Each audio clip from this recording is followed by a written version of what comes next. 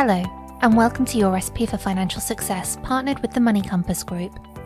In each of our Money Journey episodes, Julie brings to you a special guest to share their treasured memories, along with the highs and lows of their very own unique and emotional money journey. Hello, and welcome to today's Money Journey. And Nadine, thank you so much for joining me.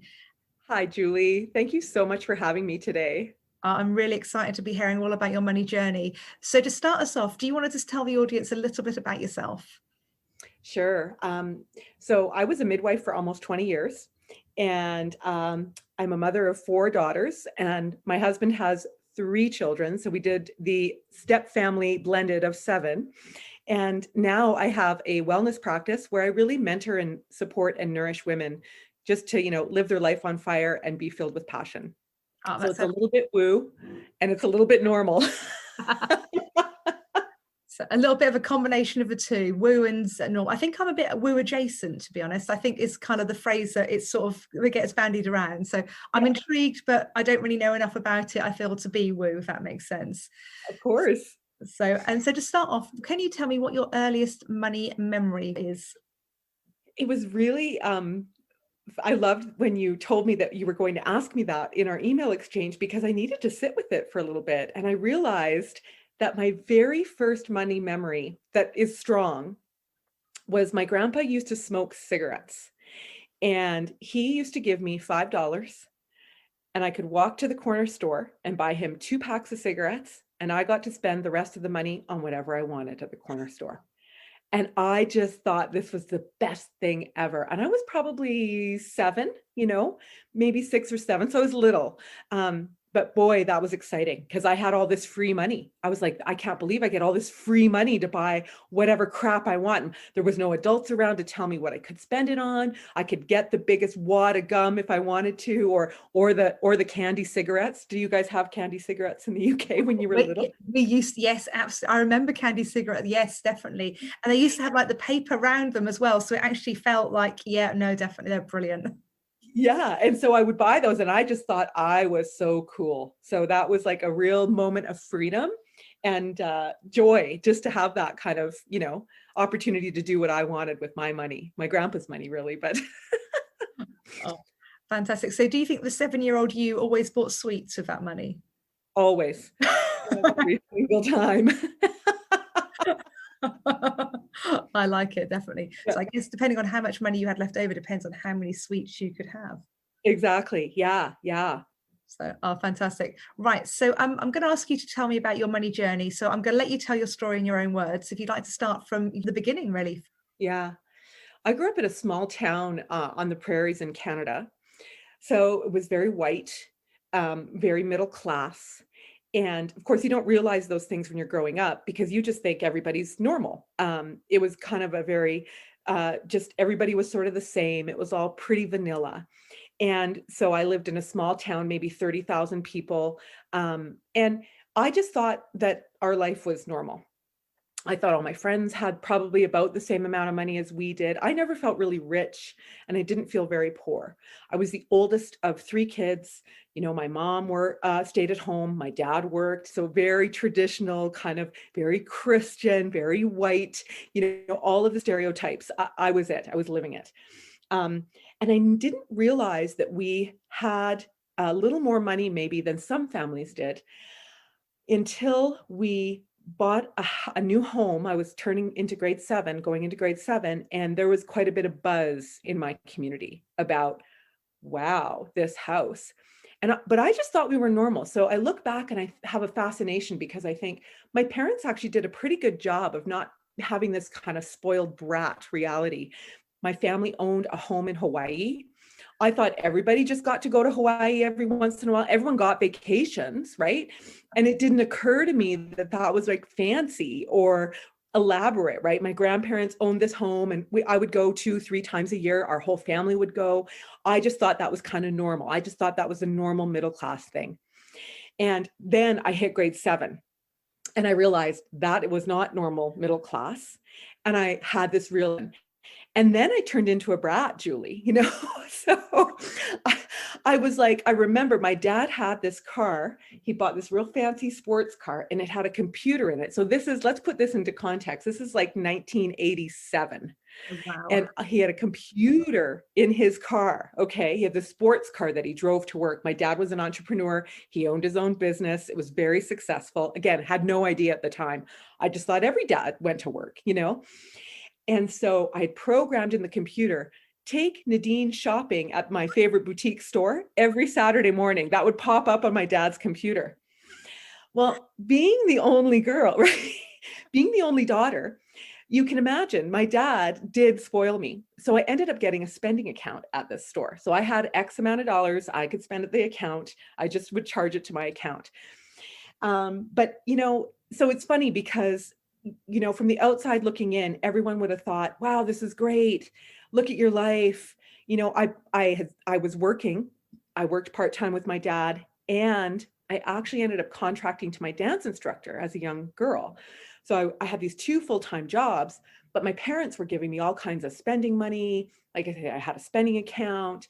We were taking all the trips. And so when I turned 16, I was able to buy my own car. Excellent. And so here I had all of these perks. We were traveling. I had the nice clothes. We lived in this beautiful home. But things were not okay, right? And it's really funny because, we look at people who we think are wealthy or successful, and it's so common to think, oh, yeah, they've got it going on. But things were really going off the rails. I started getting bullied really severely in grade 7. Things were not good at home. My parents' relationship was starting to unravel. I didn't really know that at the time, but I think, how emotionally we pick up on those things. Yeah. And so I needed to get out. And so I got pregnant. Okay. 17, I'm like, and my mom was devoutly Roman Catholic. And so I knew if I got pregnant, you knew what the rule was, getting married. Oh, wow. Yeah. So married at 17. Yeah.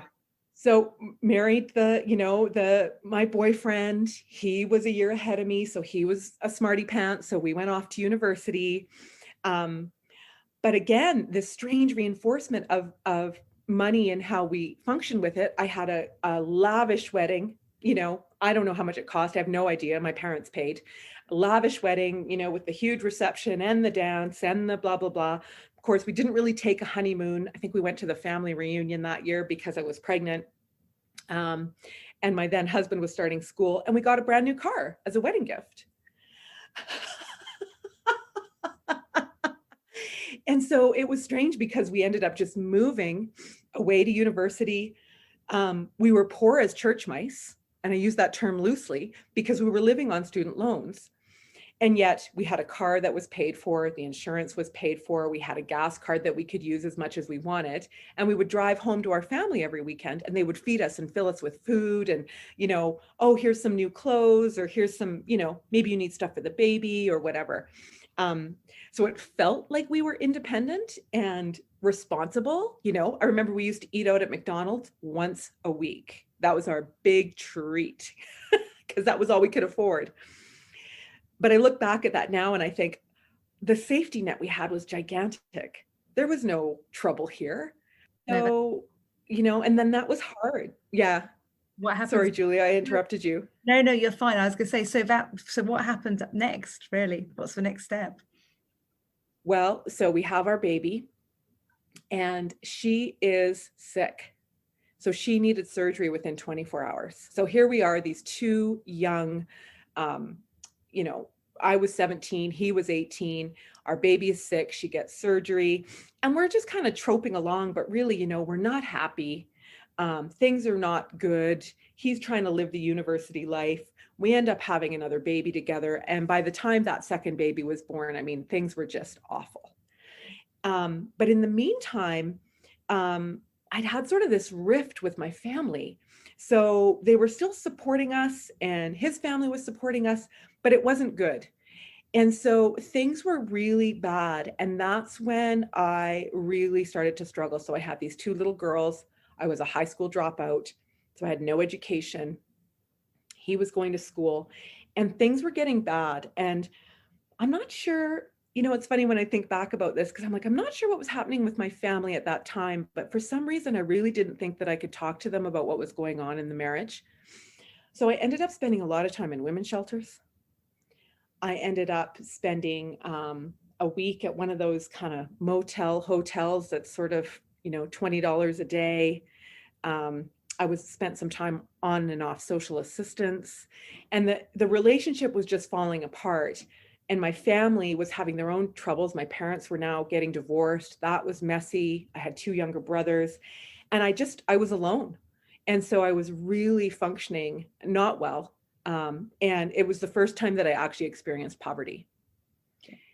And I really had to look at this and think, okay, so I'm going to feed the kids, and I probably just won't eat for a day or two, right? Yeah. Those were the kind of decisions I was making. And so I'd gone from this, nice, normal, I'm going to use the word normal life, to realizing that we were wealthy or better off, to having this, beautiful, supportive wedding and support. Our parents really wanted to support us so that we were successful. They didn't want us to fail, right? But then we had this complete shattering, and I was just alone living in, Skid Row hotels with 2 little girls. And then I would go back to the relationship, and then we'd be unhappy and it would be awful. And, we just kept kind of easing in and out. And there was a period of time where I was pretty much homeless. It was over a month. And the girls and I were just trying to kind of find somewhere to stay. We'd stay at a friend's for a couple days. Then social services would give me some money, and I'd go there, and then I'd stay at a women's shelter for a bit. And my oldest daughter does have a few memories. So she would have been 3, maybe 4. And she has memories. She says, Mom, I remember one day walking in, I was excited because I saw the toy room and I knew I could play with the toys there. And I remember thinking, yeah, wow. So that was a really, really hard time. And of course, you can imagine, not only was I living in extreme poverty, I had these 2 little girls, and I was very, very vulnerable, and, ended up in a relationship with someone else. Because of course, and he was the knight in shining armor, right? He was that. And I don't think that his intentions were bad, if I can use that word, but his relationship to money was that he was the knight in shining armor. Right. And so that became a huge theme. And again, at the time, you're so desperate and you're so raw. And, I'm looking at these little girls, and they're spending time living with my mom. They're spending time living with their dad's mom and dad. And, I'm trying to find a place to live. I don't have somewhere to live. I mean, it was chaos. It was absolute chaos. So when this relationship aligned, it was sort of like, well, maybe this is the way through. Maybe this is okay. But if you're a knight in shining armor, there's usually some baggage that goes along with that. And so I ended up pregnant, and away we went again. We moved, and he had a good job, but the money language was horrific. And he controlled the money. It was his money. When we first moved to Calgary, he really thought I should lie about being a single mom and try and get on social assistance. So I did that. I totally went and applied, and they called me back and said, well, we called your landlord, and your landlord thinks that you and him are together. And so, I mean, it just tells you my relationship with money. I was in this real victim place, kind of thought you were owed, like I say, wasn't taking responsibility for my own decisions or my own life. And the relationship with money was just reflective of that. Right. Yeah. So here I put myself in this ridiculous position, and I knew how to manage money. Like I say, I'd saved all my money and bought my first car at 16 years old with cash.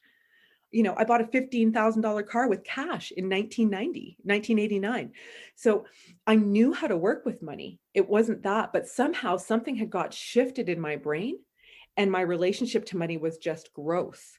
And I'd abdicated all responsibility to it. Why was I accepting this relationship where he made the money? So that means it was his money, right?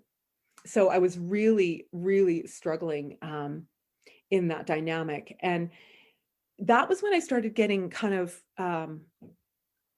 I was feeling really vulnerable, and so we had our baby. So I now had 3 little girls, and I started to be awoken up to midwifery, and that maybe this was my calling. Maybe this is where I wanted to go. And so, in Canada at that time, there was no education.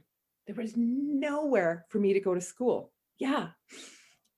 And so I was like, what am I going to do? Like, how am I going to do this? So I needed to figure out a way to find a midwifery program, to find some midwives that would train me. And it was a real kind of piecemeal dynamic. But I realized that I needed to start taking responsibility for myself and taking responsibility for my own money, so I could also take responsibility for my daughters. So I did go back to school, and my husband at the time was supportive of that. So he was willing to pay for midwifery school. So it was very good. But again, it was this real bizarre kind of love-hate. As long as he could be the knight in shining armor, my money choices were okay. So he could, and that's how it felt to me. It always felt like, well, sure, I'll pay for your school. Yeah. But not the relationship of, we're in this together. Let's find a solution, right? At that time, he was making a lot of money, and I was given an allowance every single month. And that was all I was allowed to spend. So I had to pay for the mortgage and buy all the food and pay for all of the children's needs. And there was no other money for me. That was it. I could budget it how I chose, right? And so, we were living in a nice home, and I had a nice car, and we were traveling. But again, none of these choices were were necessarily without payment, if I can use that word, right? Okay. Yeah. Yeah. So there was this expectation that, yes, he might be willing to do all these things, and yet he also, we needed to know how important that was, that he was doing it, and that he was the savior, and he's the one who did all the work, and he was the one who was doing all this stuff. So it was really difficult, and that's when, and I don't know if is it for women? Is this our journey with money, that we're not expected to manage it? I mean, I'm almost 50 now. So I think, was that part of the programming, that women aren't expected to manage their money? Women aren't expected to have a strong relationship with their finances. I still feel like I was a bit of that era of men manage the money, women take care of the home. So I think that there was still those cultural narratives. Yeah, and I think that's still something that you see. Certainly older people, we see it, but then also where do you learn from? You learn from like what your family do before you. So it kind of comes down to how you're taught about it. It's like breaking those boundaries. Yeah. So it was very strange. And so I did get my midwifery degree. The relationship was not good. We were spending time together and apart. I'd moved away to practice midwifery for a period of time. But again, in Canada, midwifery was not paid for by the government. It was not part of the national health system. So at that time, families were paying us cash. So I was lucky if I was making sort of $8,000 or $10,000 a year, right? So I had no money. And it was interesting because, again, you just see how the different relationship with money. And so I realized that if I was actually going to get out of this, I needed to get a secret credit card. Right. Because he had a credit card, but he really controlled what was allowed on that. And, there was all of this really ridiculously controlling kind of narrative. And like I say, there was times where he was so gregarious and generous, but at the end of the day, it was really clear about who was running the money and how. So I realized if I was going to get out of this relationship, I needed to start building a pathway to do that, because it was very emotionally abusive, financially abusive. And so I thought, I need to do this. What am I going to do? So I got a credit card just in my name. Yeah. And I think I only qualified for a $500 or $1,000 limit because I had no credit. I hadn't had a job, right? As a midwife, I was self-employed. So, there was nothing about what I was doing that was healthy and gave me that financial autonomy so that I could do that. And finally, I was like, I called my dad and I said to him, I need a loan. I need to talk to a lawyer because I need to get divorced. And Yeah. he's like, no problem. It's like, got it. So my dad had lent me the money so that I could engage with good legal counsel. And I moved out. And that's where it really got fun, because when you're dealing with someone who is financially so controlling, you can imagine what happened next. So I was right back to where I was, 8 years before, with two little kids. Thankfully, I had a house, and we'd rented a home, and was living with the four little girls. I was practicing midwifery, but again, I was not making any money doing it. And it was difficult to get clients sometimes, right? Because a lot of people don't have $2,000 to pay someone to catch their baby when they can go to the hospital and get it done for them there for free, right? Yeah. So I was very, very poor, but you can imagine what happened next. So money was getting hidden, child support was sporadic at best, spousal support was terrible. And and this was 20 years ago now, but I'm still good friends with my lawyer.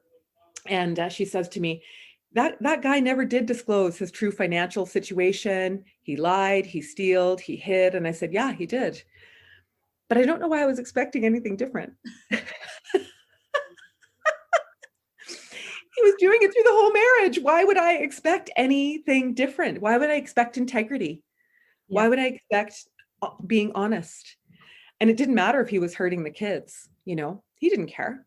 It was his ploy so that he could take the children away from me, right? He wanted to destroy me.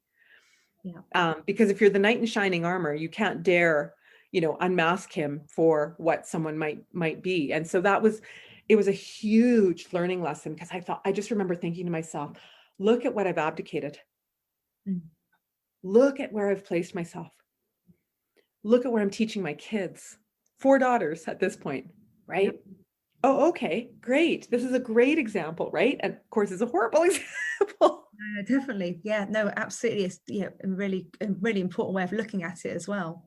Yeah, yeah. And so we went through a number of very, very difficult years. And again, I was back to not eating. I was back to, I used to laugh. I didn't go out for a coffee for probably 3 years. The only time I had a coffee, like a Starbucks or something, was if a friend bought one for me. I couldn't afford it. Right. I always tell this story. I didn't have a lot of money for food, so I'd buy food for the children, and I would mostly drink coffee with cream. And my big splurge was I'd buy the good cream when I went to the grocery store for my coffee. So it might have been 35 cents more, but boy, I felt posh, That was my only treat, I wasn't eating. I'm 5'9". At that point, I weighed 120 pounds. I was so skinny. And it was a really horrible time. And, there was a lot of suffering. To this day, the kids tell me that they didn't really know how poor we were. They didn't really understand. And again, I think back to my parents. I didn't understand that we were really wealthy. And I'm like, I feel really proud about that, because I think, that's not a burden that we really want on our children, is that none of us want our kids to know how horribly we're struggling, or, those kind of things. But I remember thinking, hey, this is my chance. How do I want to show up to money? How do I want to relate to money? Yeah.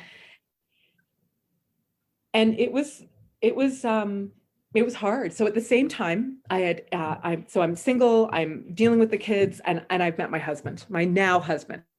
And so third time's the charm. I tell everybody, my third marriage. What the heck, woman, right? Like, what is going on, So I met my husband.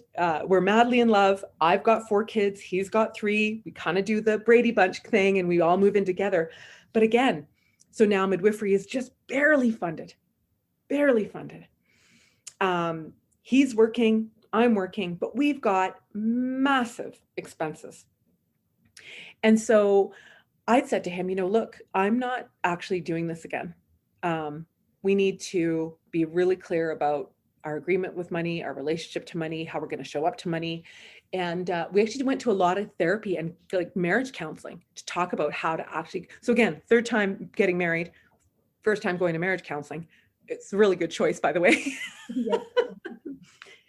Yeah. And so we really wanted to have a really good, clean, healthy relationship with money, because I realized I didn't appreciate what I had when I was young, right? And it's hard for us to appreciate when we're little, but Yeah. I didn't appreciate it, took it for granted that my parents would just, yeah, I gotcha, you're all good. And then moved into the space of disastrous relationship with money, absolutely disastrous. So we went to marriage counseling. We were budgeted down to a T. We had, an allowance for each child every month so that we could spend on what we needed to for the kids. It was perfection. And of course, once we finally cleaned up, he was getting divorced, I was divorced, he was getting divorced. Once we cleaned all that up and we got rid of all of that negative, nasty, yucky patterns, gross beliefs, really unhealthy relationships with money, because to me, I love money. I love money. And what's money to me? Freedom. Yep. All it Absolutely. is. Yep. And freedom's just about it, and it's just about an energy, right? It's not about, the stuff, but I just love that freedom. So once we cleaned all that up, I was practicing as a midwife. I was making a lot of money. He was working in his business. He was making a lot of money. And suddenly we just kind of looked at each other and we're like, oh, hey, what's our relationship to money, right? And again, we still have very different relationships to money, right? He's got a bit of a different relationship than I do. We both have our own experiences of learning. We both have our own ways of being in the world. But I really realized that we needed to work together, right? And we needed to kind of clean up each of our relationship with money. I for sure like money more than Michael does. And I value it more. Yeah. He likes other things, but like I say, that freedom piece for me is critical. And when we finally cleaned up our relationship to money and cleaned up the relationship with ourselves, that's when our businesses started to soar. Yeah. So he was making tons of money, I'm making tons of money, and we just suddenly have the lifestyle and the joy and the passion that we want. And we don't fight about money. How people say most couples fight about sex and money? Yeah. Well, we don't fight about either, right? Maybe that's the marriage counseling. I don't know. But it really changed everything when I started to realize what my responsibilities were. Yeah. How I wanted to show up. And, people talk about worthiness. This is the woo part, Julie. We don't have to believe that we're worthy, right? But when you understand what your relationship is to money, it gives you that freedom to heal the wounding, heal the beliefs, heal the family stories that are there so that you can have the relationship you want. Yeah. Yeah. And so that is where it's taken us. So, we really are living the life that we want, exactly how we want, my priority is to travel. We were sharing about traveling earlier. So, traveling is a top shelf priority, including with our family, right? We love taking the children with us. And even if I'm gone for 6 weeks, can you come for 2 weeks in the middle, right? That kind of stuff is where we're really plugged into, if that makes sense. Yeah. No, definitely. Yeah. So that was mostly the journey. No, that is absolutely fantastic. No, thank you so much for sharing it. So, and it is interesting how, as you say, you started off with money, but not realizing you had money and not really appreciating it, to suddenly having no money, but having a safety net to really kind of rock bottom, then finding someone who basically controlled you really. And then you've come out of that through the other side and then have got to the position where you are. And actually, I think, the money, the counseling about money. And I think when we say couples argue about money, it's normally of a lack of money rather than having too much money, which I think is definitely where the issue then lies at that point. So, but actually, even if you haven't got a lot of money, having a plan of what you're going to do with that. I loved the allowance per child. That's really, really good, because that must be something that people struggle with, especially when, you've got like lots of them. What do you do, in that respect? So I think that was really, really interesting. So what would you say if someone asked you, what do you think from your journey, which has been fascinating, what would be what your learning points would be for somebody else listening? Don't ever abdicate your responsibility to your money, to your relationship with your money. Yeah. Because I really think I gave that up. I gave it up to my parents. Then I gave it up to my partners. then I gave it back up to my parents again. And then, and it really taught me the importance of women having that financial literacy. And so even if I don't need to control the money, my husband now is way better at managing the money than I am. So he manages it. But I sit down every morning with him and we go through our money. What are our investments at? What are we spending? What are we doing this on? How do we feel about that? Because I will never put myself in that position. Yeah. And have some money autonomy. I keep my credit card. It's in my name. I have a $50,000 limit on it now, right?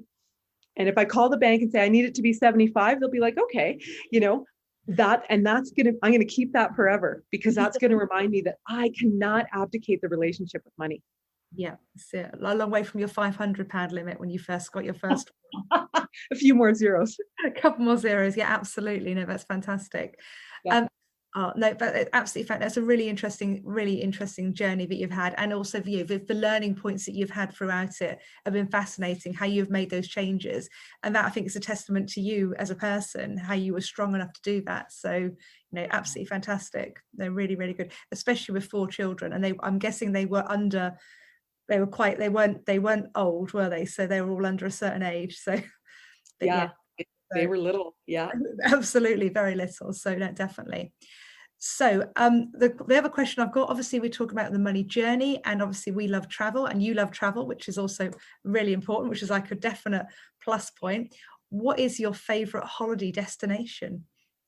Anywhere with a hot sandy beach and a gorgeous ocean. That's generally, I generally spend at least 2 or 3 vacations a year. Obviously not during COVID, but that's top shelf for me. And I can do the swankiest place anywhere in the world, but I also love, Nicaragua, Costa Rica, all of those different places, Cuba. There's so many beautiful places in the world. But that is definitely my favorite place to go.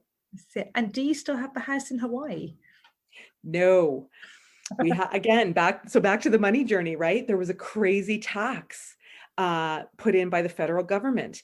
And my grandfather's owned this huge steel company, was very wealthy. He owned the house, and his best friend committed suicide because they'd lost everything. And so they had to sell the home. So I learned very early about the evils of taxes, which of course now I wouldn't say is evil at all. But again, that was the narrative in my family. Yeah. So we don't have the house in Hawaii, but I still generally go at least once a year. No, definitely. I've not made it to Hawaii, and it's definitely on my list of places I'd like to visit. So no, definitely. So if I ever get there, I'll have to check out what I need to check out from you. Yeah, so, for sure. Yeah, that is brilliant. So would you like to just share with everybody a little bit about your business and where they can find you?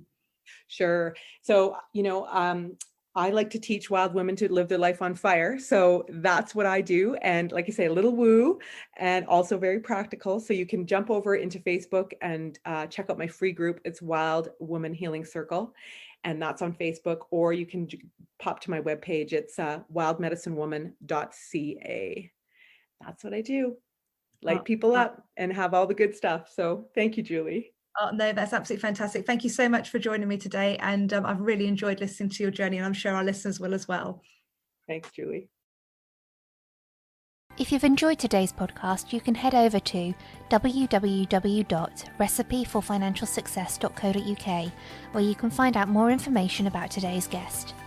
If you'd like to get more involved, share your own experiences, and learn from a friendly community on a similar journey to you, why not join us in our Facebook group, The Money Compass, where we will support you to navigate your way to financial success. Thank you for listening, and see you next time.